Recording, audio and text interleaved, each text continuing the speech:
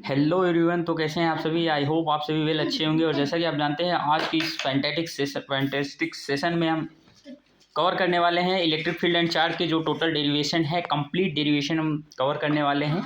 जैसा कि आपको पता होगा कि इस चैप्टर के डेरिवेशन काफ़ी इंपॉर्टेंट होते हैं इन पॉइंट ऑफ बोर्ड में, क्योंकि यहाँ से जो डेरिवेशंस होते हैं वो डायरेक्टली 2 to 5 मार्क्स के क्वेश्चन यहाँ से डायरेक्टली पूछ ही लिए जाते हैं।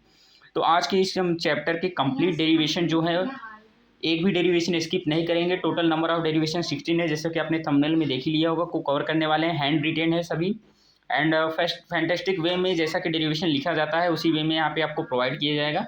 एंड इस सेशन के बाद इस जो डॉक्यूमेंट की ये पीडीएफ है उसका लिंक डिस्क्रिप्शन लिंक में मैं प्रोवाइड कर दूंगा, डिस्क्रिप्शन सेक्शन में। तो आप वहाँ से इस पीडीएफ को भी डाउनलोड कर सकते हैं। तो आप जानते हैं ये काफ़ी इंपॉर्टेंट चैप्टर रहने वाले हैं हम बोर्ड्स के लिए, तो जानते ही हैं आप। प्लस अगर आप कोई अदर गवर्नमेंट एग्जाम की प्रिपरेशन कर रहे हैं तो वहाँ पे भी यहाँ पे काफ़ी इंपॉर्टेंट हो जाता है डेरिवेशनल अप्रोच के लिए। तो चलिए बिना देरी के हम स्टार्ट करते हैं अपने इस फैंटेस्टिक सेशन को। तो चलिए हम स्टार्टिंग यहाँ से करते हैं। पहले आपको हम एक ओवरव्यू देते हैं कि हम कितने नंबर ऑफ डेरिवेशन करने वाले हैं और कौन कौन से करने वाले हैं। तो यहाँ पे विद्युत आवेश तथा क्षेत्र चैप्टर का नेम है। एंड आपके इन्फॉर्मेशन के लिए मेरा नाम रितेश मिश्रा है। चलिए हम बताते हैं आगे। इसमें जो फर्स्ट डेरिवेशन हमारा कूलाम के नियम पे होगा, उसका सदिश रूप होगा। एंड सेकेंड डेरिवेशन जो है माध्यम में कूलाम बल के लिए होने वाला है। एंड यहाँ पे मैंने स्टार मार्क्स भी लगा दिए हैं, जो कि काफ़ी इंपॉर्टेंट डेरिवेशन है, जो हर साल पूछे गए हैं, वहाँ पे मैंने स्टार मार्क्स लगा दिए गए। एंड थर्ड डेरिवेशन हम कवर करेंगे बिंदु आवेश के कारण विद्युत क्षेत्र की तीव्रता। फोर्थ वन इज एक समान विद्युत क्षेत्र में आवेशित कण की गति। And fifth which is most important Gauss प्रमेय। एंड गॉस के प्रमेय के अनुप्रयोग जिनमें होने वाले हैं कुचालक गोले के कारण जो विद्युत क्षेत्र होते हैं सतह पर, सतह के अंदर और सतह के बाहर बिंदु क्षेत्र में। एंड ठोस कुचालक गोले के कारण भी हम पढ़ने वाले हैं। आगे हमारा one of the important derivation आता है 7वें नंबर पे। जो देखिए यहाँ पे काउंटिंग में आपको 10 ही दिख रहे हैं, बट यहाँ पे total number of derivation 16 to 17 होंगे, क्योंकि आप जानते हैं यहाँ पे हर एक पॉइंट जो है सतह पर, सतह के अंदर, सतह के बाहर, ये सभी डेरिवेशन के रूप में पूछ लिए जाते हैं। एक बार में एक ही पूछेगा आपको। आगे हम चलते हैं। तो अनंत लंबाई की आवेशित तार के कारण विद्युत क्षेत्र, अनंत लंबाई की आवेशित पट्टिका के कारण विद्युत क्षेत्र काफ़ी इंपॉर्टेंट है जो कि। And one of the important and favourite question for board विद्युत द्विध्रुव की इलेक्ट्रिक डाइपोल की एक्सिस पर और नॉन एक्सिस मतलब अक्ष और निरक्ष पर विद्युत क्षेत्र की तीव्रता या विद्युत क्षेत्र। तो यहाँ पे मैंने आपको ओवरव्यू दे दिए जो डेरिवेशन मैंने यहाँ पे कवर किए हैं अपने नोट्स में। एंड इस पीडीएफ में मैं आपको एक्सप्लेन करने वाला हूँ। तो चलिए बिना देरी के हम स्टार्ट करते हैं अपने one of the first derivation से, जो कि आता है कूलाम के नियम पे। तो जैसा कि हम जानते हैं, आपको डेरिवेशन लिखने का मेथड के बारे में आपको थोड़ा सा बता दूँ। आप डेरिवेशन लिखने से पहले अगर आप 2 से 3 लाइन के वहाँ पे अगर थ्योरी दे देते हैं, भले ही आपको केवल डेरिवेशन पूछा है, थ्योरीज दे देते हैं, तो वहाँ पे आपके जो एक्सप्रेशंस होते हैं फॉर द टीचर जो कॉपी चेक करता है, वहाँ पे आपके इंप्रेशंस बढ़ जाते हैं, तो इससे आपके मार्क्स नहीं कटते हैं। तो चलिए हम यहाँ स्टार्ट करते हैं। फर्स्ट जो हमारा डेरिवेशन है कूलाम के नियम पे आधारित है, जो किन्हीं दो विद्युत आवेशों के बीच लगने वाला बल आवेशों के परिमाण के गुणनफल के समानुपाती तथा उनके बीच की दूरी के वर्ग के विद्युत प्रमाणपाती होता है। आप जानते हैं यहाँ पे हम जानते हैं 2 आवेश हमने ले लिया है Q1 एंड Q2। इनके बीच की दूरी अगर R है तो इन पर जो कार्य करने वाला बल होगा वो F21 मतलब force on two with respect to 1 मतलब 2 पर बल 1 के कारण F21 से हम शो करते हैं। और अपने इस परिभाषा के अनुसार आवेश के गुणनफल के अनुक्रमानुपाती तथा दूरी के वर्ग के व्युत्क्रमानुपाती। एंड इनको हम इक्वेशन 1 एंड सेकंड देंगे तो ये समीकरण 1 और 2 से हमारे यहाँ पे आ जाता है F अनुक्रमानुपाती Q1 Q2 upon R square. तो फाइनली यहाँ पे हमें जो फार्मूला प्राप्त होता है F equal to K Q1 Q2 upon R square. यहाँ पे आपको डेरिवेशन के साथ में यूनिट भी बता देना है। एंड अगर कोई वैसी वैल्यूज़ हैं जो नियतांक है तो उनकी वैल्यूज़ भी अगर बता देंगे तो आपके डेरिवेशन का जो एक्सप्रेशन रहता है वो बढ़ ही जाता है। तो यहाँ पे हमारा फाइनली फार्मूला आ जाता है, के का मान होता है जो कि 1/4πε0 और के का जो यूनिट होता है न्यूटन मीटर स्क्वायर पर कूलम स्क्वायर। काफ़ी इंपॉर्टेंट है, ये बोर्ड में 1 मार्क्स का भी पूछ सकता है। आगे हम चलते हैं। तो न्यूटन मीटर स्क्वायर पर कूलम स्क्वायर, के का एक वैल्यू होता है 9 × 10⁹ newton metre square upon coulomb square. और ये कूलम के बल के बारे में ही थोड़ा सा यहाँ पे मैंने एक्सप्लेन कर दिया है, आप पढ़ सकते हैं। एंड हम सेकंड डेरिवेशन के पास चलते हैं। तो कूलम के नियम का जो सदिश रूप होता है, देखिए आपको ये अलग से क्वेश्चन पूछ सकता है, आपको तो लग रहा है ये तो सेम ही है, बट डेरिवेशन में 2 अप्रोच से क्वेश्चन पूछे जाते हैं। पहला अप्रोच से आप पूछ सकता है कूलम के नियम का सदिश रूप लिखिए, या फिर जो अभी हमने डेरिवेशन किया वो कहता है कूलम के नियम का सत्यापन कीजिए। तो चलिए हम स्टार्ट करते हैं। यहाँ पे जो माना दो आवेश Q1 Q2 आपस में r दूरी पर स्थित हैं।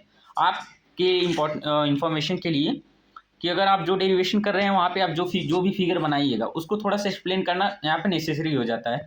तो यहाँ पे हम लिख सकते हैं चित्रानुसार दो आवेश Q1 Q2 हैं जिनके बीच की दूरी r है और उन पर कार्यरत जो कूलाम बल होगा F21 जो कि हमने अभी डिराइव किया है। उससे पहले यहाँ पे लिख देंगे हम टू प्रूफ, मतलब हमें प्रूफ क्या करना है, F21 K Q1 Q2 upon R cube into सदिश ऑफ R है। ये R है, इसके ऊपर वेक्टर लगा हुआ है। तो हमें टू प्रूफ में ये करना है, मतलब हमें प्रूफ ये करना है। आगे हम चलते हैं। तो कूलाम के नियम अनुसार जो हमने अभी डिराइव किया K Q1 Q2 upon R square, और हम जानते हैं सदिश इक्वल टू परिमाण इंटू दिशा होता है। ये सदिश का फॉर्मूला भी कह सकते हैं आप। और परिमाण को हम इस प्रकार डिनोट करते हैं और वेक्टर को इस प्रकार। यहाँ पे आप कंफ्यूज मत होइएगा। वेक्टर में वेक्टर जो होता है उसके ऊपर केवल एक हिस्सा साइन लगता है, और परिमाण जो होता है मैग्नीट्यूड, वहाँ पे हम उसको दो ब्रैकेट में भी लिख सकते हैं या फिर हम सिंपली केवल R से भी डिनोट कर सकते हैं। बाकी दिशा के ऊपर कैप लगता है, जैसे कि यहाँ पे R कैप हो गया। और समीकरण 1 से हमारा यहाँ पे जो फॉर्मूला आता है फाइनली F21 जो वेक्टर फॉर्म में K Q1 Q2 upon R cube, जहाँ पे R परिमाण है याद रखना, एंड ये इंटू R का सदिश, ये सदिश है। तो यहाँ पे हमने दो डेरिवेशन कर लिए हैं। और थर्ड डेरिवेशन जो कि काफ़ी इंपॉर्टेंट है, 5 मार्क्स का पूछ लिया जाता है। और अब ऊपर के जो डेरिवेशन है वो मैक्सिमम टाइम 2 मार्क्स या फिर 3 मार्क्स के क्वेश्चन में पूछ ही लिए जाते हैं। तो अभी से मैं आपको मार्क्स भी बताता चलूँगा। तो आप स्टार्ट करते हैं हम थर्ड डेरिवेशन को, माध्यम में कूलाम बल।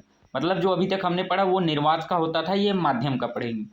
तो यहाँ पे हमें टू प्रूफ, मतलब प्रूफ क्या करना है, एफ मीडियम इक्वल टू, अगर आप ऐसा कर देते हैं, आपके लिए एक यूनिक ट्रिक बताता हूँ।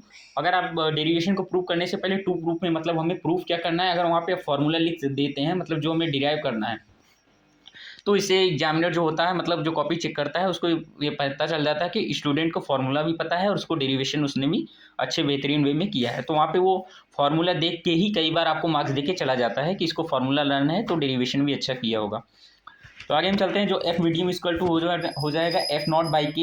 एफ नॉट है जो यहाँ पे निर्वात में कूलाम बल, और के है सापेक्षिक परावैद्युतांक। तो हम देख सकते हैं यहाँ पे चित्रानुसार दो आवेश Q1 Q2 जिनके बीच की दूरी R है, ये पहले निर्वात में रखे हैं, याद रखना। तो कूलाम के नियम से हम डायरेक्टली यहाँ पे निर्वात के लिए जो बल रहेगा उसको हम निकाल लेंगे, इसको इक्वेशन 1 दे देंगे।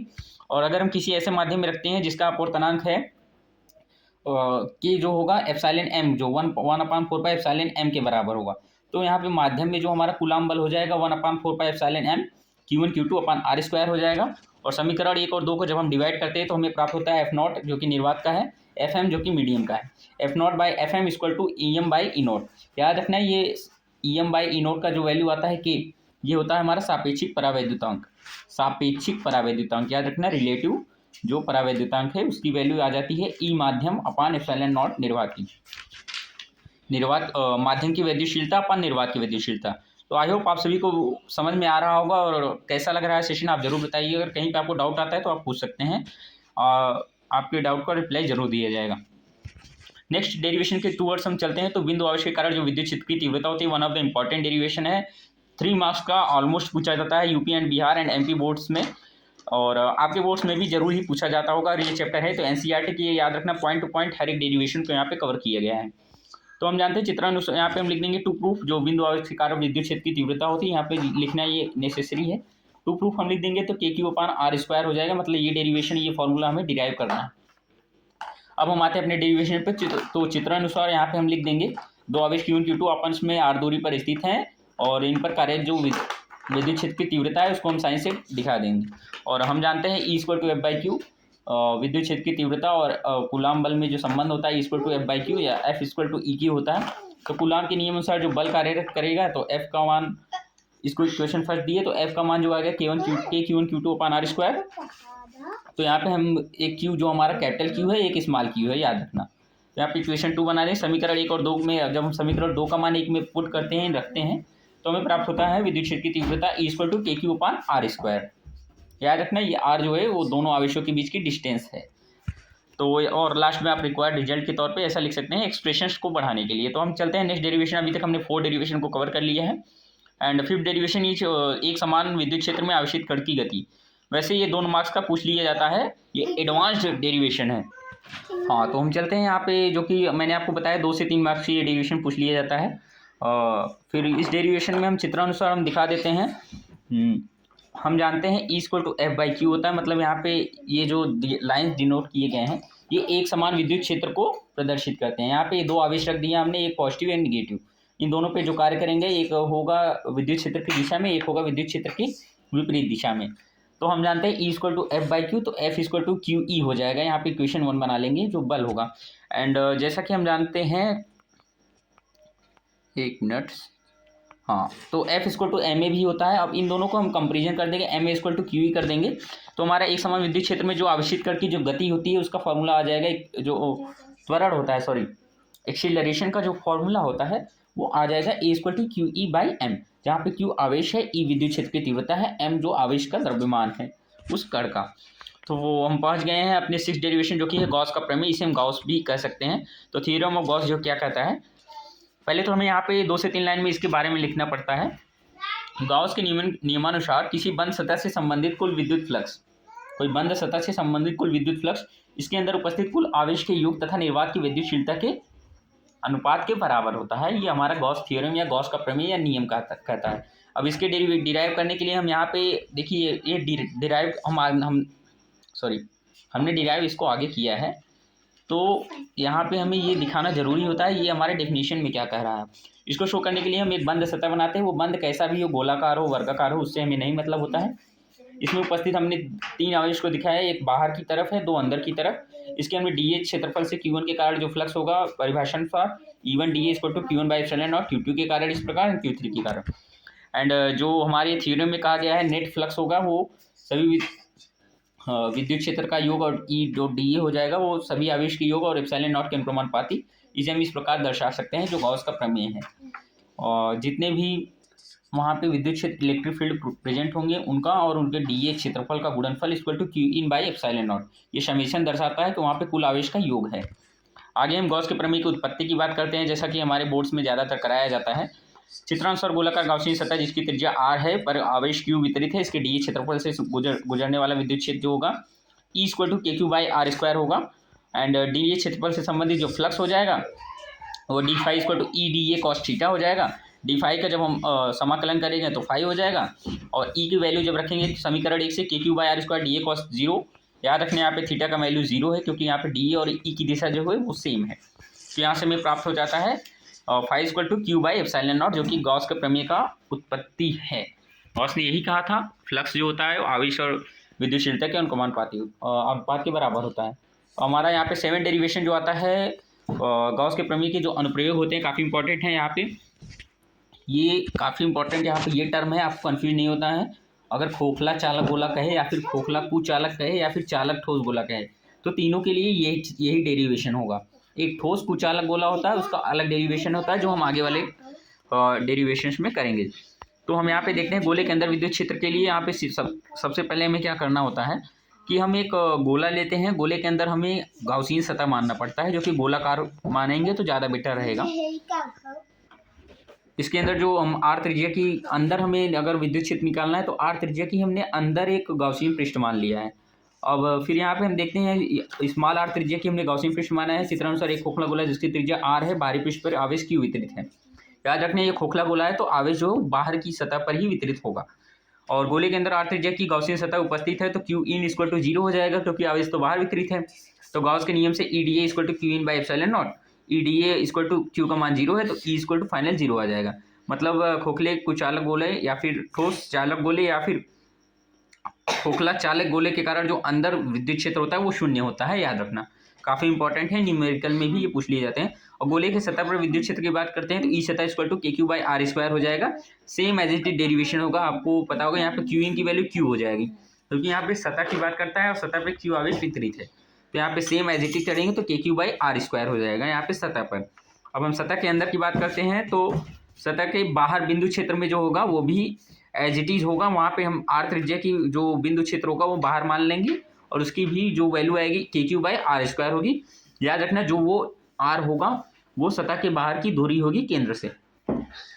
हम आते हैं अपने नेक्स्ट डेरिवेशन पे, जो ठोस कुचालक गोले के कारण विद्युत क्षेत्र, जो कि बोर्ड के लैंग्वेज में मैंने यहाँ पे आपको डिनोट कर दिया है। एक समान आवेशित कुचालक या अचालक गोले के ऊपर विद्युत क्षेत्र, समझिए बोर्ड का लैंग्वेज है। एक समान आवेशित कुचालक या फिर ठोस कुचालक गोले के अंदर विद्युत क्षेत्र बाहर विद्युत क्षेत्र या फिर कहीं पे हम जहाँ पे हमें निकालना होता है।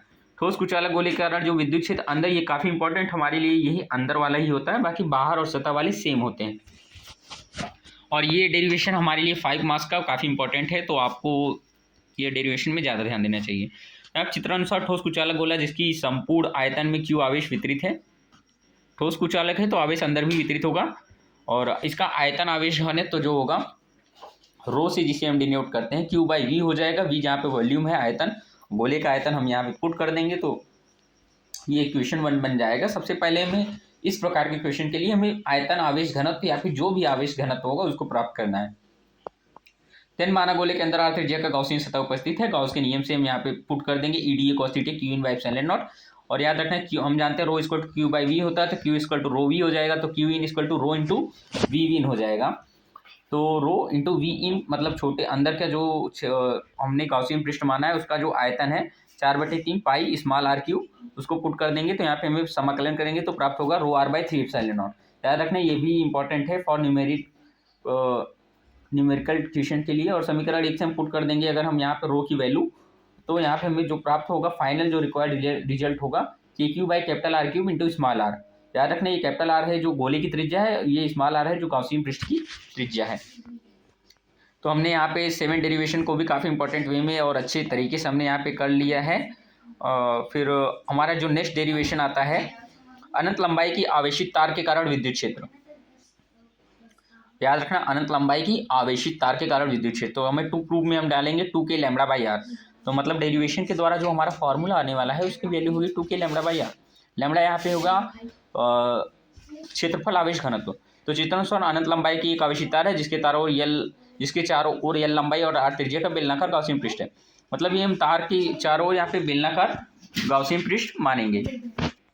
देन हम यहाँ पे जानते हैं यहाँ पे 3 सरफेस बनेंगे, एक S1 बनेगा, S2 एंड S3। जो S1 बनेगा वो इस प्रकार लंबाई के अनुदिश, S2 बनेगा इस प्रकार, एंड जो S3 बनेगा मतलब यहाँ पे 2 ही क्षेत्र बनेंगे, एक S1 बनेगा, S2 बनेगा।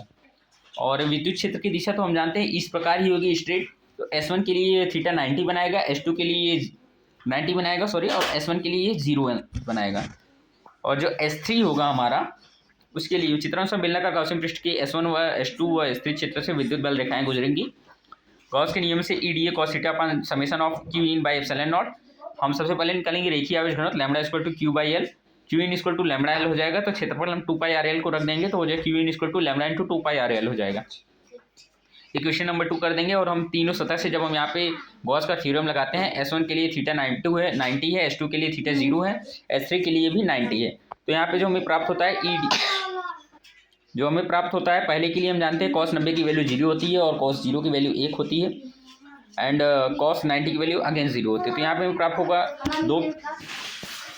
सो हम अपने डेरिवेशन के अकॉर्डिंग यहाँ पे जब पहुँच चुके हैं, तो जब हम यहाँ पे DA का समाकलन A हो जाएगा तो A की वैल्यू जब हम रखेंगे 2πRL, क्योंकि बेलन का क्षेत्रफल होता है, तो इसकी वैल्यू यहाँ पे पुट करने पे हमें प्राप्त हो जाएगा E equal to 2K λ/r। यहाँ पे काफ़ी डेरिवेशन आपकी इन्फॉर्मेशन के लिए बता दूँ काफ़ी परफेक्ट वे में किए गए। अगर आप ऐसा डेरिवेशन करते हैं तो आपको full out of full marks ज़रूर मिलेंगे, ये आपके लिए गारंटेड है। बस आपको क्या करना है, आपको जो फिगर बनाना है उसको थोड़ा सा एक्सप्लेन करना है और अपने डेरिवेशन में ज़्यादा है, आपको ज़्यादा थ्योरीज की पीछे नहीं पड़ना है। आगे हम चलते हैं अनंत लंबाई की आवेशित पट्टिका के कारण विद्युत क्षेत्र जो आता है हमारा कुचालक पट्टिका और चालक पट्टिका, दोनों के लिए अलग अलग आता है। तो कुचालक के लिए जो हमारा आता है 2 प्रूफ इक्वल टू σ/2 ε0। सिग्मा यहाँ पे क्षेत्रफल आवेश घनत्व है। सिग्मा की वैल्यू हम पहले निकालेंगे Q/A, Q in equal to sigma A हो जाएगा। याद रखें यहाँ पे Q equal to sigma A होगा, तो Q in मतलब जो हमने गॉसियन सतह माना है उसके लिए सिग्मा A हो जाएगा। तो यहाँ पे हम गॉस का प्रमेय लगा देंगे। यहाँ पे देखिए कुचालक पट्टिका का फिगर बनाएंगे, इसके लिए भी 3 पृष्ठ होंगे, S1, S2 और S3। S1 ये होगा, S2 यहाँ पे हमें प्राप्त होगा, S3 यहाँ पे। और विद्युत क्षेत्र जो रेखाएँ गुजरेंगी वो स्ट्रेट इस प्रकार गुजरेंगी, याद रखना। और गॉसियन सतह में हम बेलनाकार सतह मानते हैं, वहाँ से इस प्रकार विद्युत क्षेत्र रेखाएं गुजरेंगी। तो गॉस के नियम से हम देखते हैं EDA cos theta equal to summation of Q in/ε0। और तीनों क्षेत्र के लिए यहाँ पे अगेन हम वही यूज करते हैं। तो यहाँ पे 2 जगह हमें थीटा 0 मिलता है, तो यहाँ पे 2EA आगे हम चलते हैं 2EA equal to sigma A/ε0 हो जाएगा। तो यहाँ पे हम जब कट कर देंगे तो सिग्मा E इक्वल टू σ/2 ε0। कुचालक के लिए हमारे ये फॉर्मूला रिक्वायर्ड रिजल्ट आ गया है। नेक्स्ट जो कि काफ़ी इंपॉर्टेंट है, याद रखना one of the important derivation है वैद्युत द्विध्रुव की अक्ष पर विद्युत क्षेत्र। अक्ष मतलब होता है दोनों आवेशों को मिलाने वाली रेखा। यहाँ पे इसका फिगर ही मेन होता है, बाकी सब तो बाकी ईजी होता है। फिगर में हम क्या करते हैं, सबसे पहले दो आवेश लेंगे, चित्रानुसार एक विद्युत द्विध्रुव बनाएंगे हम। विद्युत द्विध्रुव जो होता है, इलेक्ट्रिक डाइपोल जो होता है, उसमें हम क्या करते हैं, दो आवेश लेंगे, वो भी विपरीत साइन के, उनके बीच की दूरी हम 2d मान लेते हैं, और उसके केंद्र से, केंद्र इसका हम O मान लेते हैं, तो केंद्र से R दूरी पर एक क्षेत्र में लेना है अक्ष पर। याद रखना केंद्र से, ये R होगा केंद्र और O के बीच की दूरी, C के बीच की दूरी। कंफर्म। तो यहाँ पे R की जो वैल्यू एक आएगी R-D, R+D आ जाएगा। हम आगे देखते हैं डेरिवेशन के जरिए, आपको ज़्यादा बेटर समझ में। 2E अक्ष इक्वल टू 2kp/r3। जानते हैं अक्ष पे जो विद्युत क्षेत्र की तीव्रता होती है विद्युत द्विध्रुव के, 2kp/r3 आएगा। P है जो विद्युत द्विध्रुव आघूर्ण है, P का वैल्यू जो होता है Q × D होता है, D जो होती है और डाइपोल की लंबाई होती है। यहाँ पे हमने 2D माना है, तो यहाँ पे Q × 2D हो जाएगा। निकाय का विद्युत द्विध्रुव आघूर्ण जो हो जाएगा, इक्वेशन फर्स्ट बना देंगे, P = Q × 2D। Next -Q आवेश के कारण C पर विद्युत क्षेत्र, यहाँ पे आप देख सकते हैं -Q आवेश जो होगा, इसके कारण अगर हम C पे विद्युत क्षेत्र निकालेंगे तो यहाँ पे दूरी R+D हो जाएगी।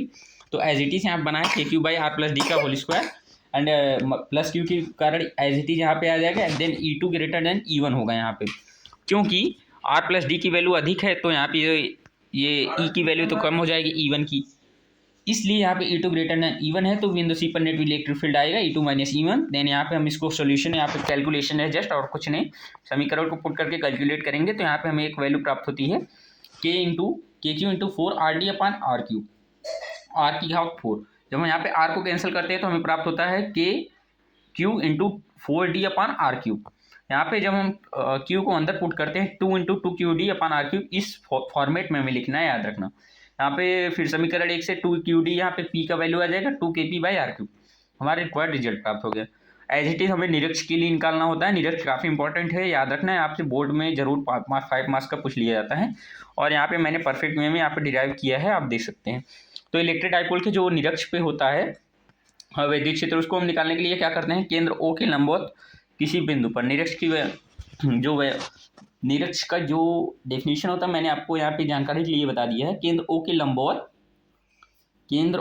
लंबवत किसी बिंदु पर, मीन्स यहाँ पे अगर हम विद्युत द्विध्रुव बनाएंगे इलेक्ट्रिक डाइपोल, तो यहाँ पे केंद्र O होगा, इसके लंबवत हम किसी बिंदु पर निकाल रहे होंगे C, जहाँ की वैल्यू होगी। तो चित्रानुसार एक विद्युत द्विध्रुव जिसकी लंबाई 2D है, केंद्र O से लंबवत R दूरी पर बिंदु C पर कुल विद्युत क्षेत्र ज्ञात करना है। तो E निरक्ष जो होता है KP/R3 आता है। सबसे पहले हम निकाय का द्विध्रुव आघूर्ण निकालेंगे, 2Q × 2D हो जाएगा। देन यहाँ पे हम जानते हैं यहाँ पे R की वैल्यू आ जाएगी R² + D² का रूट, एंड यहाँ पे थीटा होगी, याद रखना है, तो यहाँ पे 90 - थीटा हो जाएगा। यहाँ पे हम बैरियर लाइन को जब बनाते हैं तो 90 - थीटा, यहाँ पे 90 - थीटा हो जाता है। देन हम बिंदु C पर E नेट जो आ जाएगा हमारा, यहाँ पे जब हम इसका क्षैतिज घटक लेंगे E नेट के लिए, मैंने यहाँ पे एक अलग फिगर बना दिया है। तो यहाँ पे E1 cos 90 - theta, E2 cos 90 - theta हो जाएगा। तो E net = 2E cos 90 - theta हो जाएगा। cos 90 - थीटा की वैल्यू sin थीटा होती है, याद रखना। तो E नेट की वैल्यू जो हमारा आ जाएगा 2E sin थीटा। अब यहाँ पे हमें sin थीटा की वैल्यू पुट करनी होती है, तो sin थीटा का मान हम यहाँ पे निकाल लेते हैं। लंब बटे कर्ण होता है, तो यहाँ पे जो अगर थीटा ये है तो इसके लिए लंब D होगा ये, और कर्ण तो यही होगा। तो sin थीटा की वैल्यू D/√R² + D² होगा। हम रूट की जगह 1/2 भी लगा सकते हैं फॉर ईजियर कैलकुलेशन। तो यहाँ पे हम कैलकुलेट करते हैं नथिंग, कैलकुलेशन के अलावा यहाँ पे याद रखना है, यहाँ पे एक टर्म आता है D²।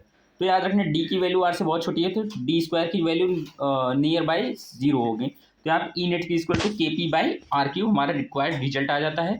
एंड फाइनली हमने इस कंप्लीट काफ़ी इंपॉर्टेंट एंड लॉन्ग चैप्टर के डेरिवेशंस जो थे उनको हमने कवर कर लिया है विदिन 24 मिनट्स। आपको पूरे YT पे ये कंप्लीट डेरिवेशन नहीं मिलने वाला है, आपको जहाँ पे भी मिलेगा कुछ गिने चुने डेरिवेशन ही देखने को मिलेंगे। मैंने यहाँ पे परफेक्ट वे में NCERT बेस्ड बोर्ड के पॉइंट ऑफ व्यू से काफ़ी इंपॉर्टेंट डेरिवेशन बनाया है। एंड कैसा रहा ये सेशन आप ज़रूर बताइएगा। काफ़ी इंपॉर्टेंट डेरिवेशन को हमने कवर कर लिया है। आप चाहें तो इस डेरिवेशन PDF के नोट्स को डाउनलोड कर सकते हैं, डिस्क्रिप्शन सेक्शन में मैंने लिंक इसका प्रोवाइड कर दिया है। और कैसा रहा सेशन आप ज़रूर बताइएगा। तो जैसा कि हम जानते हैं हमने कंप्लीट डेरिवेशन कर लिया है। आपके लिए यहाँ पे जो इस चैप्टर से डेरिवेशन बनने वाले हैं बोर्ड में, एक भी डेरिवेशन बाहर नहीं जाने वाला है इस नोट से, क्योंकि यहाँ पे मैंने कंप्लीट डिराइव कर दिया है। So thank you everyone for attending the session. हम नेक्स्ट चैप्टर के लिए जल्दी ही पहुँचने वाले हैं, मिलते हैं। विद्युत द्विध्रुव मतलब कंप्लीट होने के बाद जो हमारा आता है नेक्स्ट चैप्टर, उसके लिए हम डेरिवेशन जल्द ही प्रोवाइड करेंगे। उसमें भी ऑलमोस्ट 14 to 15 डेरिवेशन है। तो thank you everyone for attending this session. I hope आप सभी को वेल समझ में आया होगा। अगर आपको कहीं डाउट आता है तो आप जरूर पूछ सकते हैं। Thank you everyone.